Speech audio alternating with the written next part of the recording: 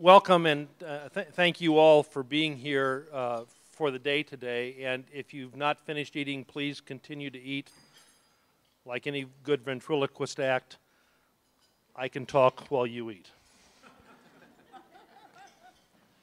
I first want to take a minute and have you join me in thanking the folks who have done the work to set up this conference. There has been a committee on this, and I'm going to ask them to stand up.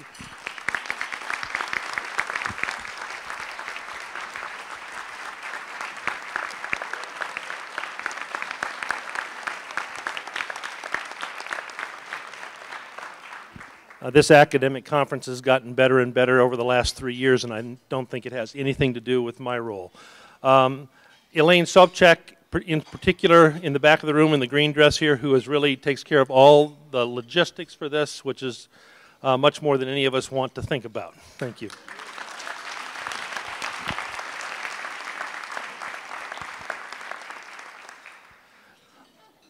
I didn't have to go back and redo a deck of slides after this morning's keynote presentation.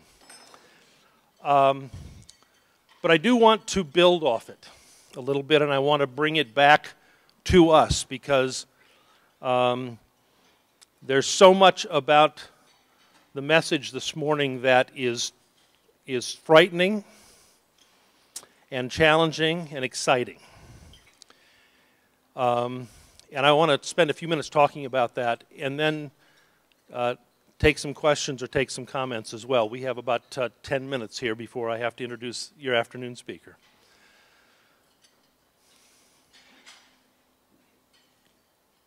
One of the things that I have been involved in over the last 3 years as Chancellor is 3 presidential searches. I have the year off next year. But the interesting thing about presidential searches is getting to engage with a college community as they're trying to think about their future. And a common theme is that there is a desire for change, and yet there is a resistance to change. Change is hard. And sometimes we get hung up on wanting to know what the change needs to be before we embark on it. If you sit in a parking lot in your car and you turn the wheel as much as you want, the car never changes direction unless it's moving. And this is true of organizations as well. We're at a very interesting time in the history of education, and not just post-secondary education, but primary and secondary education as well, and we're going to hear a bit about that with our next speaker. The expectations that we have of young people are really interesting. I have a parlor game that I sometimes, parlor game that's kind of a dated term, I suppose. I have a parlor game that I like to play when I'm having dinner with a group of executives or a group of people who are at the zenith of their careers. And they get talking about these young people. They have no idea what they want to do. They come out of high school unprepared to take on some job. They're not ready to be productive in the workforce. And I always turn to them and I say, and at what age did you know?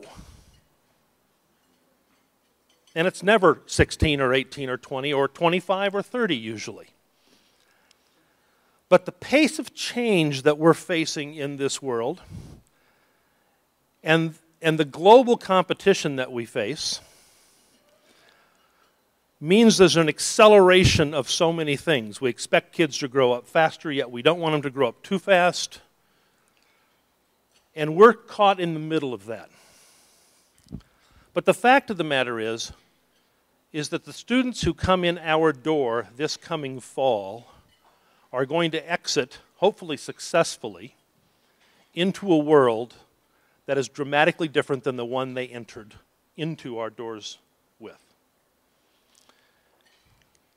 And we have a moral responsibility as educators to prepare them for that. And increasingly, that's going to be done in the context of content, but not as the result of content. We teach using content, but the fact of the matter is the content becomes unimportant over time. The half-life on knowledge is sometimes a matter of months, depending on your field. Who teaches philosophy here? David Johnston. Okay, I knew there'd be a hand, okay? You know, maybe the half-life on philosophy isn't a matter of months, but it's probably shorter than we used to think it was. The ethical dilemmas we face are different than we might have faced before, or at least they present themselves differently. So, in the last month, I want to tell you about two things that have happened in the last month that bring this home to me. And you may have heard this. I was going to start out today, I was going to play a clip from NPR story 2 weeks ago with this announcement about MIT and Harvard. Everybody hear about that? Okay. Now, this is not something new. MIT put their entire curriculum into the public domain 10 years ago. Now they're putting the courses, and they're going to be these mega courses. The best lectures in the world are available to your students, free. If you haven't been to Khan Academy, go there. If you teach basic skills courses, particularly go there. It will turn our approach to education on its head. If you haven't been to iTunes University, iTunes U, right there, right on your iPod, or right on your iPhone, or right on your iPad, or in your car, instead of listening to trashy literature like I do, you can be listening to the greatest lectures in the country and in the world. So our infatuation with the content has to change. And our speaker this morning said it so well. What do we bring? Last year, I talked about relevance. We have to be asking ourselves, how are we relevant? And as a testament to what Joe said a little earlier, when you fill out your evaluation forms later, we do go back and read them. And I went back and read mine, and there was a half a dozen people saying, what the hell's he talking about? We're relevant. But we have to ask ourselves that question constantly. We have to ask it of ourselves individually, whether we are faculty, or whether we are support services, or whether we're in the library, or whether we're in IT, or in executive roles. We have to ask it as departments. We have to ask it about our curriculum. We have to ask it about our fellow faculty. We have to ask it about our institutions. Because relevancy will change. So one of the questions that I'm going to ask you to think about, and I'm sure having been here this morning that we're already all thinking about it, is how do we adapt, and in some regards adapt in very, very big ways. So here's a couple things I'd like to ask you to be thinking about. Change never comes from the top. I can't dictate to you, go and change in these ways. It has to come from within. I can try to set the framework. I can try to set an environment in which change is encouraged and supported. But the fact of the matter is, organisms don't change from the outside. They change in response to the outside, but the outside doesn't change them. One of my favorite lessons in organizational development actually comes from Isaac Newton. Third law of motion. An object at rest tends to stay at rest, and an object in motion tends to stay in motion in the same direction at the same speed unless influenced by an outside force. There's a tsunami headed our way in outside forces. One of the things that got said this morning, I want to grab this and get it right, was there's a perception that we're only in this for ourselves. Did you hear that this morning? Okay. I want to tell you that that perception is becoming louder. I spent a lot of time in the halls of the legislature. No, are there any legislators in the room? I refer to it as the circus usually. It's a funny thing. I have little tolerance for watching what they call the sausage making, but you hear what perceptions are that come up from the populace. And here's some things that we have to deal with regard to perception. It's too expensive. There's too much debt. Why are you building dormitories? Why can't you collaborate more? Why does a student at one of your colleges have to jump through hoops to go to another one of your colleges? Why should that student that's in my constituency have to take that course again when they already took it someplace? These are simple things. But what I would ask of each of you is, when you are in the institutional environment that you're working in, is to be asking them of ourselves first. We don't want it done to us. But the climate that we're working in is changing, not only politically, it's changing financially, but mostly it's changing educationally.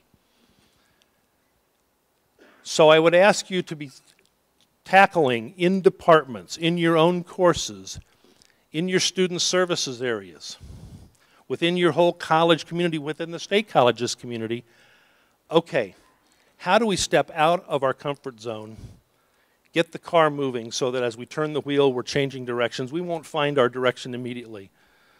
But it's going to challenge all of our structures. It's going to challenge our governance structures. It's going to challenge our collective bargaining structures. It's going to challenge our organizational structures. It's going to challenge our curricular structures.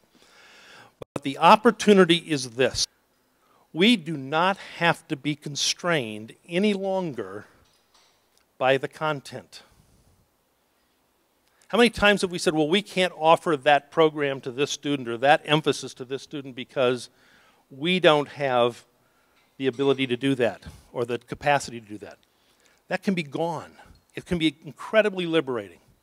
The president of MIT, when they announced this project a couple weeks ago, sorry, I got to go to another piece of paper, said,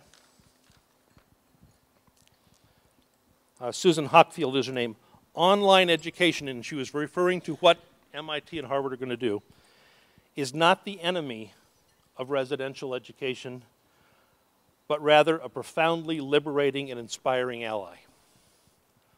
Our role in this as public access institutions, and that's what we are, and that's what ASCU represents across the country, public access institutions. Our mission is to be sure that those opportunities exist not just for those students who come from advantage. Harvard's job is easy. You bring in the best and the brightest and the most connected and the most networked, and whatever happens in 4 years happens in 4 years, and they come out and they are productive and connected and still smart. And we bring in thousands of students for whom this is their opportunity for a better life, and we can't fail them. We can't fail them at the rate we're failing them now. So take this morning's message to heart and let's start fomenting some revolution within your college, within your departments, within what you teach, and create an environment from within that not only welcomes the kind of radical change we're going to have to undertake, but seeks it out. And if we do that, we are and we will continue to be very relevant in the educational spectrum across this state. If we don't, I don't want to think about the alternative. Okay? So thanks for your few minutes. Anybody have a comment or a piece of fruit to throw, or that's your old joke.